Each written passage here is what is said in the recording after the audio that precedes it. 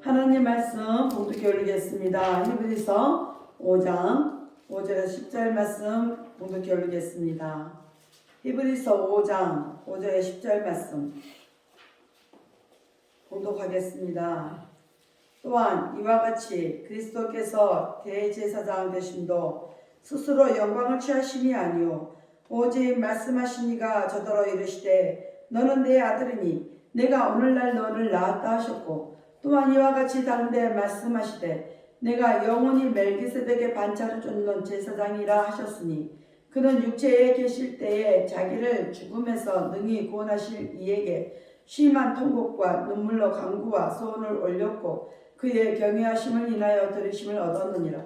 그가 아들이시라도 받으신 고난으로 순종함을 배워서 온전하게 되었은즉 자기를 순종하는 모든 자에게 영원한 구원의 군원이 되시고 하나님께 멜기세덱의 반차를 쫓는 대제사장이라 칭하심을 받았느니라. 아멘. 기도합니다. 할렐루야. 아버지 하나님 감사합니다.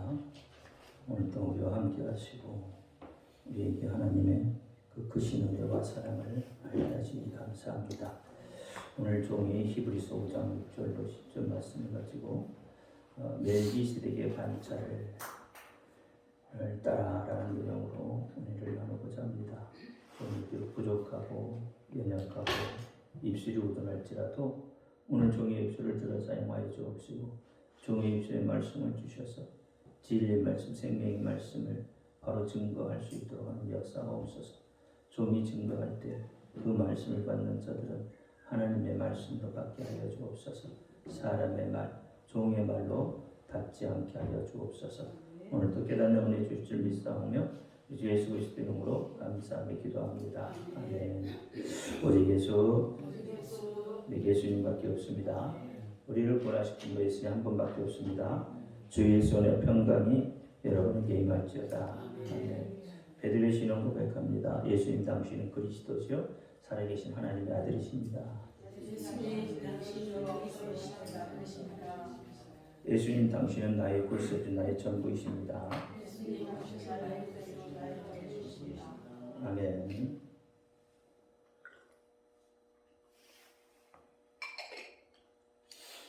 오늘 제목은 멜기세덱의 반차를 따릅니다. 멜기세덱의 반차를 따라. 누군가에게 사랑과 관심을 받고 있는 것은 참으로 행복한 사람이죠. 사람의 사랑은 언제든지 변할 수 있습니다. 저 사람들만큼은 변하지 않을 것 같아 보여도 이 환경이라는 변수를 만나면 어떻게 변할지 모르는 것이 인간들이 할 수 있는 사랑입니다. 그러나 예수님의 사랑은 변하지 않습니다. 예수님은 언제나 여러분들을 사랑하십니다. 어떤 고통이 와도 어떤 시련이 와도 어떤 환경이 되었든 언제나 변치 않는 그런 사랑을 하시는 분이 예수님이십니다. 그래서 예수님은 자신을 십자가 위에 내어놓을 수 있었던 것이고요. 마지막 피 한 방울까지도 내어놓을 수 있었던 겁니다. 수많은 세월이 흘러도 절대 변하지 않는 그런 소금 같은 사랑을 하시는 분이 예수님이십니다. 예수님은 오늘날까지도 또 앞으로 영원토록 변하지 않는 예수님의 사랑이 성령을 우리에게 보내셔서 또 우리를 지키시고 인도하시고 우리로 의의 길로 가도록 진리의 길로 가도록 좁은 길, 좁은 문의 길로 인도하고 계십니다. 이렇게 되시려고 이렇게 하시기 위해서 예수님은 우리의 대제사장이 되셨습니다. 희생제물인 어린 양이 되어 주셨어요. 히브리서 4장 14절부터 16절 말씀에 보면 그러므로 우리에게 큰 대제사장이 있으니 승천하신 자 곧 하나님의 아들 예수시라. 우리가 믿는 도리를 굳게 잡을지어다. 우리에게 있는 대제사장은 우리의 연약함을 체휼하지 아니하는 자가 아니요 모든 일에 우리와 한결같이 시험을 받은 자로 돼 죄는 없으시다. 그러므로 우리가 국민하심을 받고 때를 따라 돕는 은혜를 얻기 위하여 은혜의 보좌 앞에 담대히 나아갈 것이다 라고 말씀을 합니다. 오늘 본문 6절을 보면 예수님을 영원히 멜기세덱의 반차를 쫓는 제사장이라고 말씀을 하고 있습니다. 6장 20절에도 그리로 앞서가신 예수께서 멜기세덱의 반차를 쫓아 영원히 대제사장이 되어 우리를 위하여 들어가셨느니라 라고 말씀을 합니다. 여러분, 반차라는 말이 무슨 뜻일까요? 반차. 하루의 절반을 쉬는 것을 반차라고 하나요? 이 멜기세덱의 반차라는 것은 순서, 구별된 계층이라는 데서 유래된 말이거든요. 그래서 같은 계층, 반열, 계열을 의미하는 게 반차입니다. 멜기세덱의 반차를 쫓는다는 말은 멜기세덱의 계열의 제사장이란 의미가 아니라 멜기세덱과 같은 형태의 그 제사장이라는 의미를 담고 있습니다. 왜냐하면 멜기세덱에게는 후손이나 후계자가 없기 때문에 그렇습니다. 히브리서 5장과 7장 말씀을 이렇게 들여다보면 이 멜기세덱이라는 그 이름이 10번이나 등장을 해요. 그 중에 5번은 멜기세덱의 반차를 따라라고 말씀을 하고 있습니다.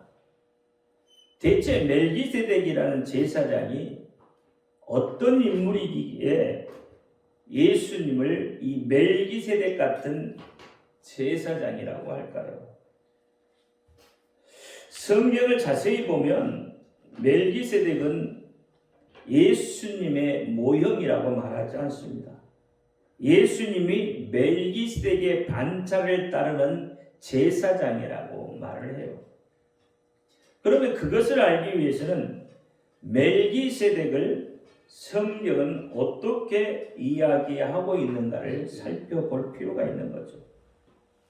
멜기세덱은 구약에서 2번 등장합니다.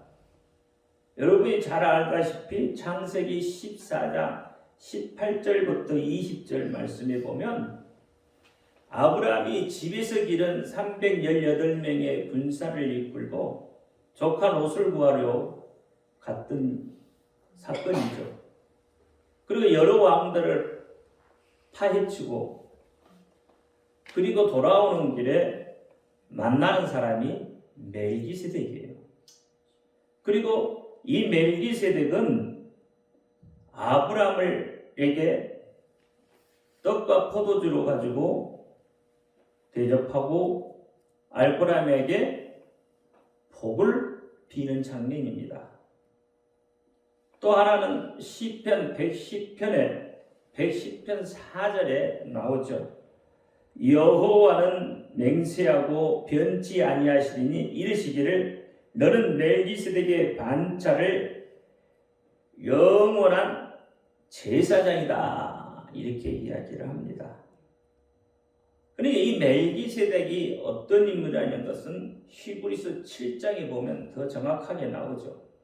히브리서 7장 1절과 3절 말씀을 살펴보면 이 멜기세덱은 살렘왕이요 지극히 높으신 하나님의 제사장이요 여러 임금을 쳐서 죽이고 돌아오는 아브라함을 만나 복을 빈 자라. 아브라함이 일체 10분의 1을 그에게 나누어 주니라. 그 이름을 번역한즉 첫째는 의의 왕이요 또 살렘 왕이니 곧 평강의 왕이요 아비도 없고 어미도 없고 족보도 없고 시작한 날도 없고 생명의 끝도 없이 하나님 아들과 방벌하여 항상 제사장으로 있느니라. 이렇게 이야기합니다. 이 멜기세덱이라는 이름을 해석하면 먼저 의의 왕이라는 거예요. 멜기는 왕입니다. 세덱은 의롭다는 뜻이니까 의의 왕이 되는 거죠. 의의 왕은 메시아이신 예수 그리스도의 표상입니다. 그래서 예수님은 이 멜기세덱의 원형으로서 의를 행하신 분이세요. 즉 멜기세덱을 그대로 직역해 보면 나의 왕은 의롭다라는 뜻입니다. 이것을 에레미야가 미래에 오실 예수 그리스도를 가리켜서 여호와 우리의 의라고 부르고 있기 때문에 확실히 의의 왕은 메시아이신 예수 그리스도가 되시는 겁니다. 에레미야 23장 6절 말씀에 보면 그날에 유다는 구원을 얻겠고 이스라엘은 평안히 거할 것이며 그 이름은 여호와 우리의 의라 일컬음을 받으리라 했어요.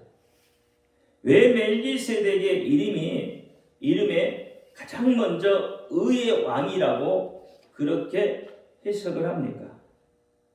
여러분, 평강은 의보다는 앞서지 못합니다. 평강은 의의 결과물이기 때문에 그렇습니다.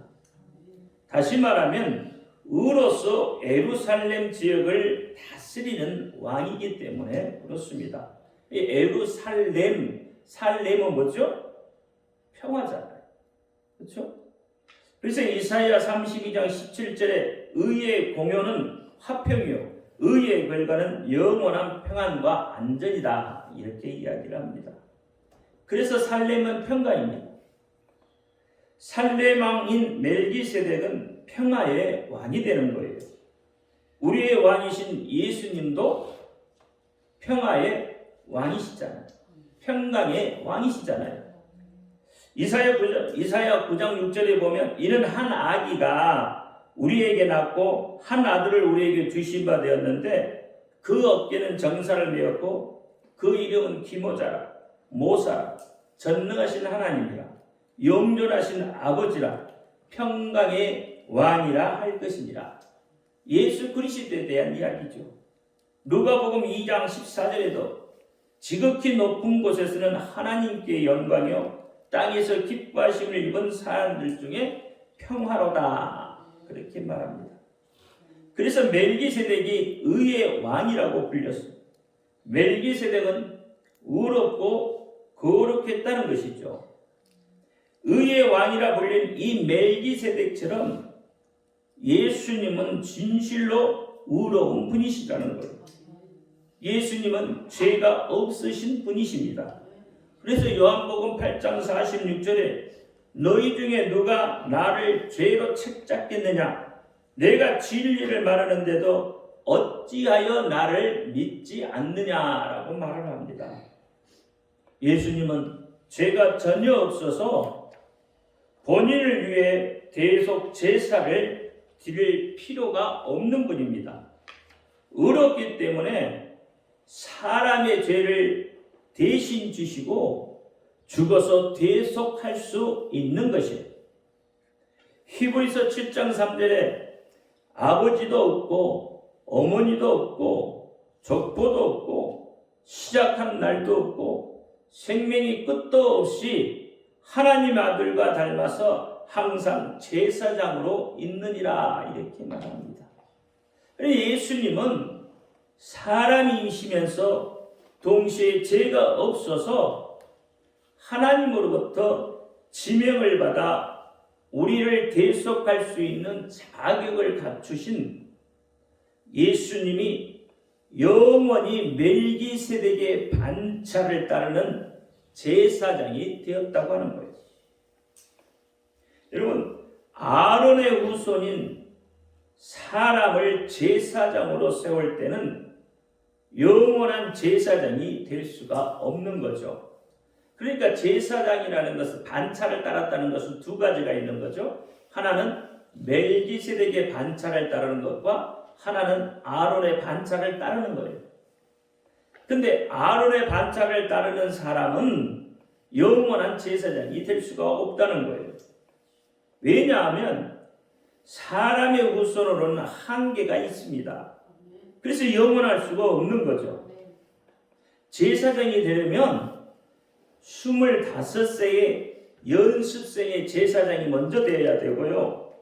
그리고 5년 동안 수련 제사장의 훈련을 받아 20년 동안 제사장으로 봉사하다가 50세가 되면 은퇴를 해야 돼요.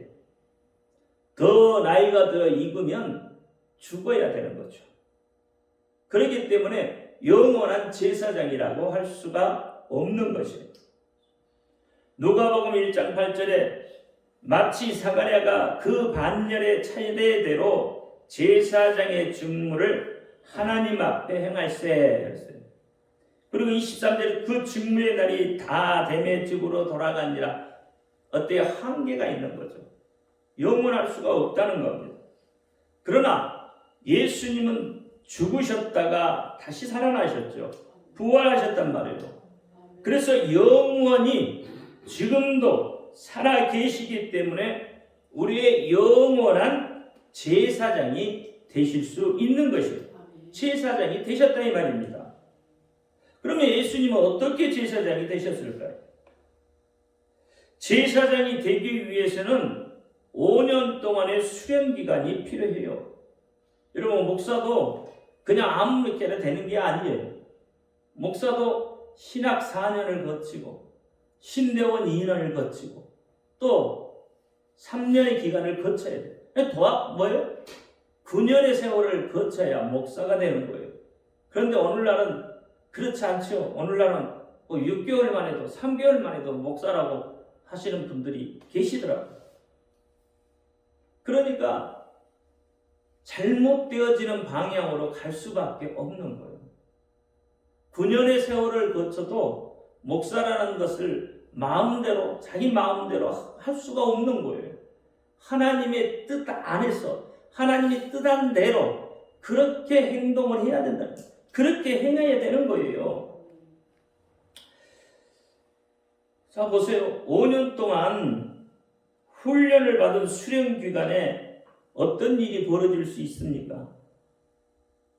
그렇죠? 수많은 일들이 벌어질 수 있는 환경이 처해지잖아요. 그러니까 그 5년의 수련 기간 동안에 자질이 부족하면 제사장의 직분을 감당할 수가 없게 됩니다.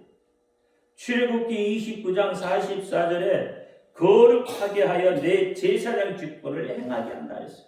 그러니까 거룩하지 않으면 제사장의 직분을 감당할 수 없다는 거예요. 또 하나는 몸에 장애가 있거나, 그렇죠?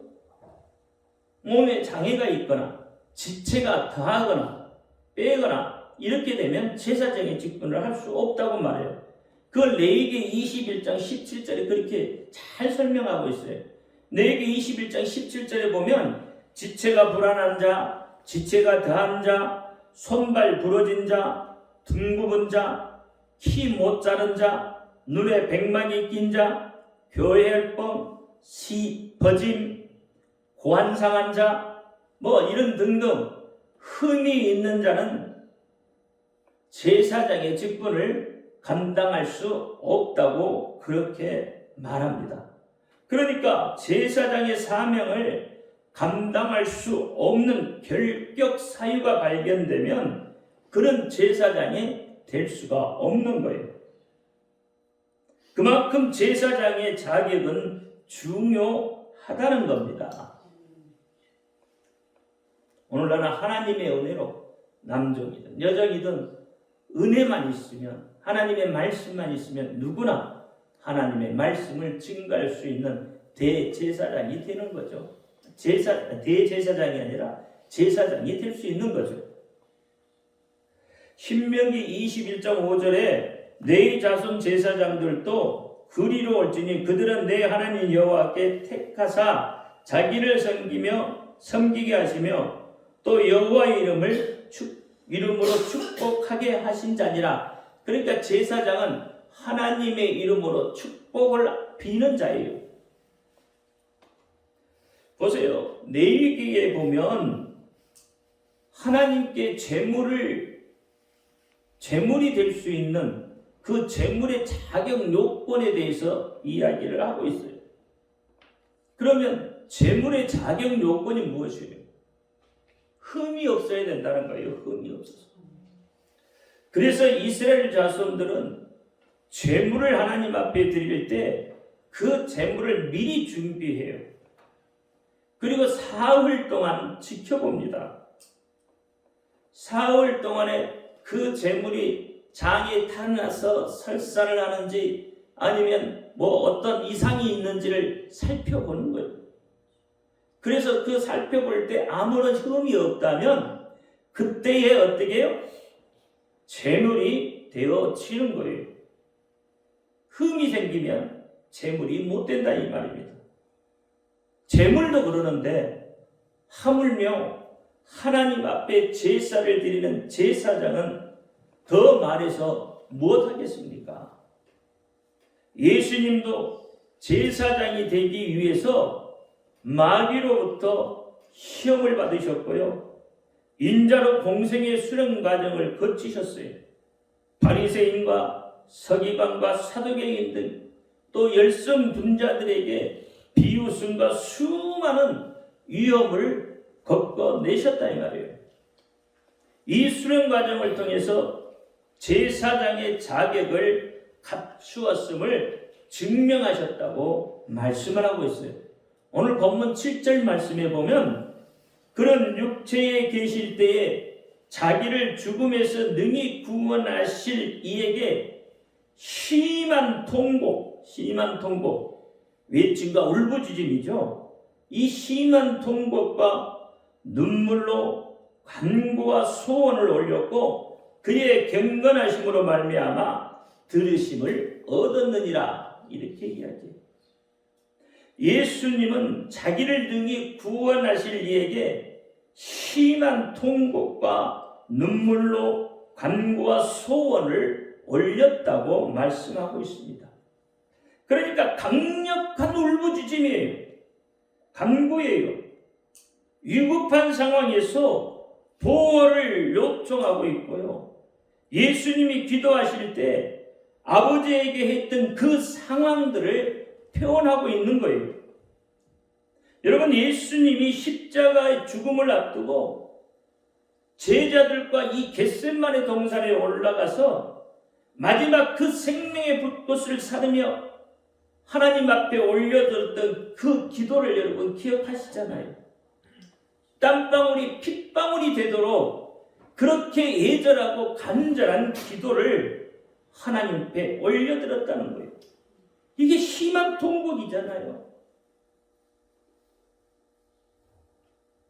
십자가상에서 마지막 숨을 거두시는 그 순간에도 엘리 엘리 나가 사박다니 나의 하나님 어찌하여 나를 버리셨나이까 그렇게 기도하셨잖아요. 이렇게 간절히 기도하신 것은 누구 때문에 이렇게까지 강력한 탄원을 하나님께 올리고 있습니까? 이렇게 간절히 기도하신 것은 누구의 문제로 그렇게까지 강력한 탄원을 하나님 앞에 올리고 계시느냐 이 말이에요. 예수님 자신의 문제로 이렇게 했을까요? 아니면 우리의 문제로 이렇게 했을까요?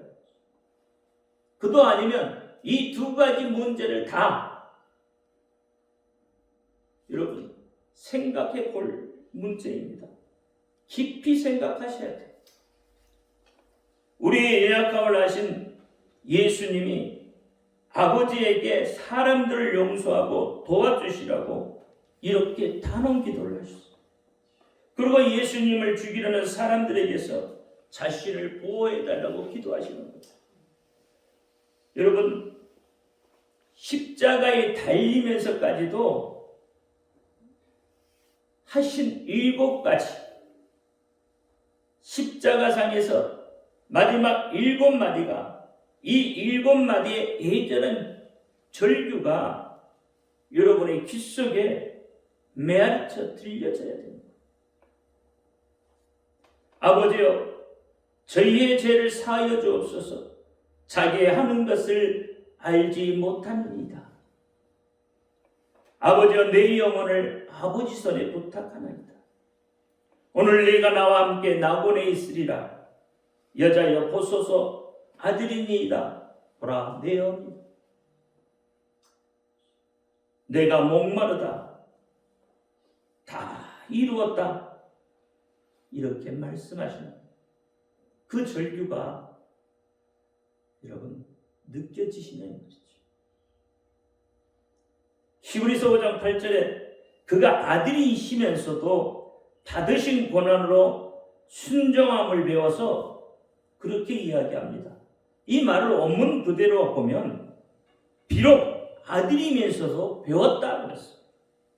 그가 고난을 겪으셨던 것들로부터 순종을 배웠다 이 말입니다.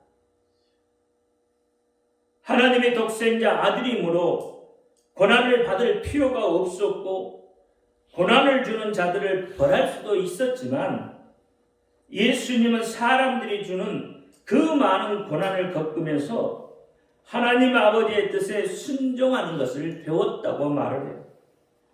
그런데 오늘날 우리는 어떻습니까? 흙의 먼지와 같은 존재임에도 불구하고 누군가 나를 해하려고 하면 즉각적인 반응을 보이잖아요. 누가 나를 억울하게 하면 참지 못하고 보복하려고 듭니다. 누군가 나에게 부당하게 하면 정당함이라는 것을 외치며 상대방을 향하여서 비난의 칼날을 들이대고 있잖아요. 예수님의 순종과는 사뭇 다른 반응을 보이는 것이 오늘 우리의 모습이다 이 말입니다. 오늘 우리 모두는 급합니다.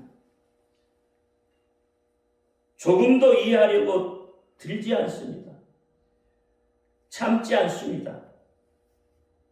다 자기 주도적이고 자기 주관적으로 생각하고 오해합니다. 그리고 불신의 싹을 키워갑니다. 순종이라는 그 미덕을 배우지 못합니다. 아니, 배우려고조차 하지도 않습니다. 나는 예수님이 아니니까 예수님처럼 그렇게 할 수 없다고, 그렇게 순종할 수 없다고 애써 부인하며 말합니다. 그러니 우리의 정서는 메말라 갈 수밖에 없는 거예요. 하나님은 아들이라고 외회로 봐주지 않으셨습니다. 아들이지만 제사장으로서의 자격을 갖추기 위해서 그 수련 과정을, 고난을 받으셨다 이 말입니다. 고난 속에서 온유와 겸손으로 하나님 아버지의 뜻에 자기를 복종시켰고 자기의 일을 묵묵하게 감당하는 모습은, 그 모습을 아버지께 보여줌으로 제사장의 자격을 아버지로부터 인정받은 거예요. 오늘날 가정의 아버지로서의 권위가 땅에 떨어졌습니다. 아버지에게 대적하고 불순종하는 이상한 시대.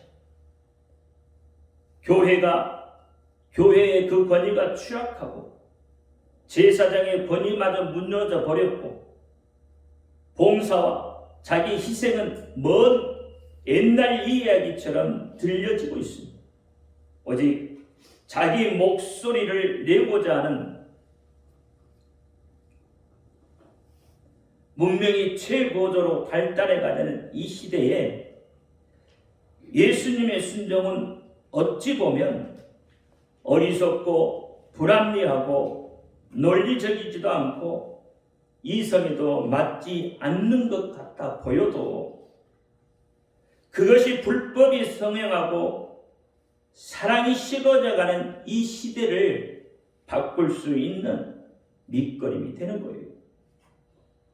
예수님의 순종이 이 시대의 답입니다. 우리도 하나님의 아들이라고 해서 그냥 마냥 천국에서 받아주는 것이 아니에요. 세상에 사는 동안에 사람들로부터 받는 그 고난 속에서 온유와 겸손함으로 하나님 아버지가 주시는 그 고난으로 알고 하나님 아버지의 뜻에 순종하는 삶을 살 때 하나님 아버지로부터 인정을 받게 되는 거예요. 그래야 천국 가는 거예요.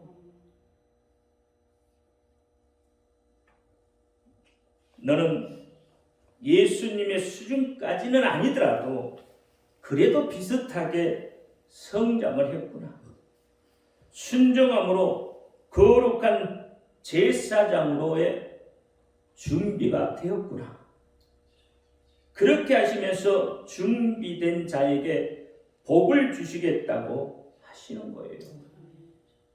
히브리서 5장 9절에 온전하게 되었은즉 자기에게 순종하는 모든 자에게 영원한 구원의 근원이 되시고 라고 말씀합니다. 예수님은 고난 속에서 온유와 겸손으로 그 순종을 통해 완전하게 되었다고 했어요. 예수님께서 순종하는 그들 모두에게 영원한 구원의 근원이 되셨습니다. 여기에서 근원은 원인 책임이라는 그런 단어에서 유래된 것인데 무엇으로부터 원인이 되었다 또는 무엇으로부터 책임이 있는 이런 뜻으로 여겨지는 거죠.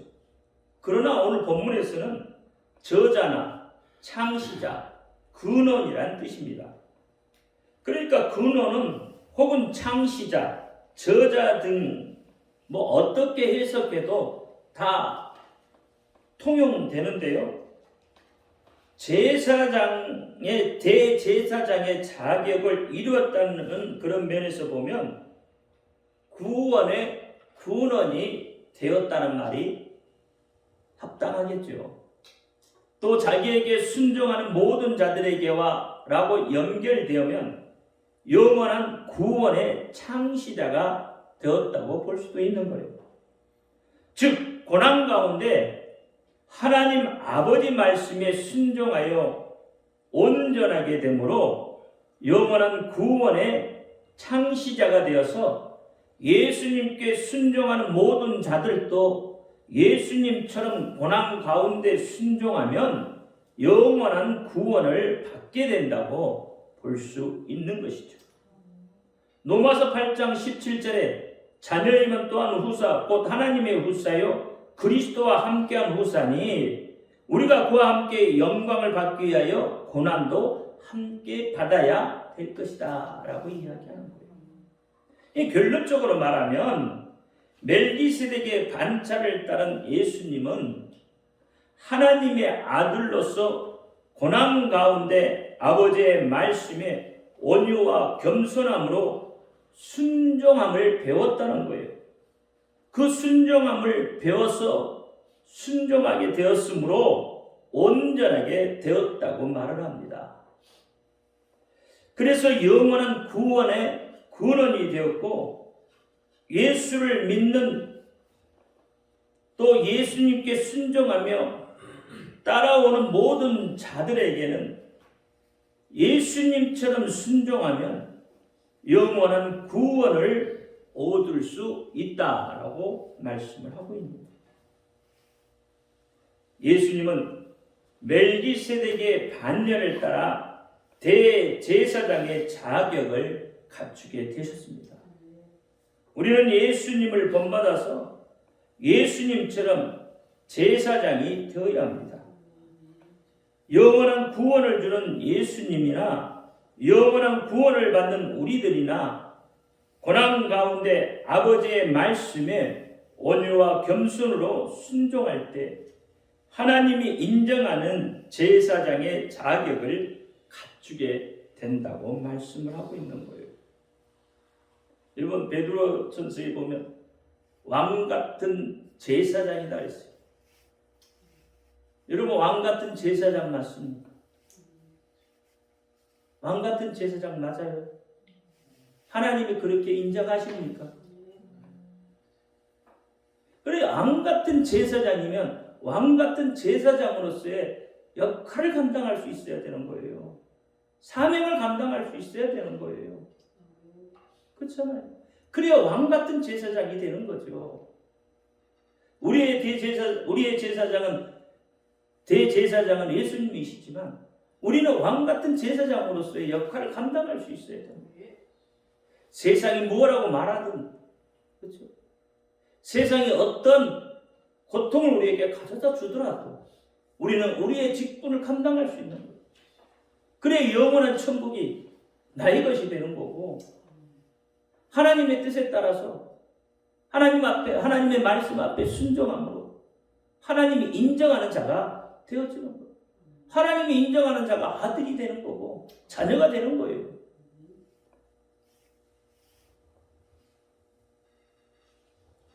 우리가 거룩한 제사장이 되어야 하는 것이 하나님과 우리의 목표입니다. 그렇잖아요. 이처럼 하나님의 마음을 여러분 깨닫기를 바랍니다. 거룩한 제사장으로서의 사명을 하나님 앞에 순종함으로 잘 감당하는 저와 여러분이 되기를 예수님의 이름으로 축원합니다. 멜기세덱의 반차를 따라갔던 그 예수님을 바라보고 우리도 예수님의 반차를 따라 우리의 사명을 잘 감당할 수 있기를 예수님의 이름으로 다시 축원드립니다. 기도합니다. 할렐루야. 아버지 하나님 감사합니다. 히브리서 5장 6절로 9절 말씀에 멜기세덱의 반차를 따라가는 예수님의 모습을 보면서 우리도 예수님의 반차를 쫓아 영원한 생명으로 영원한 구원의 길을 갈 수 있도록 하나님 우리를 지키시고 우리를 도우시고 우리와 함께 하시고 우리 속에 역사하여 주옵소서. 우리 예수 그리스도 이름으로 감사하며 기도하옵나이다. 아멘.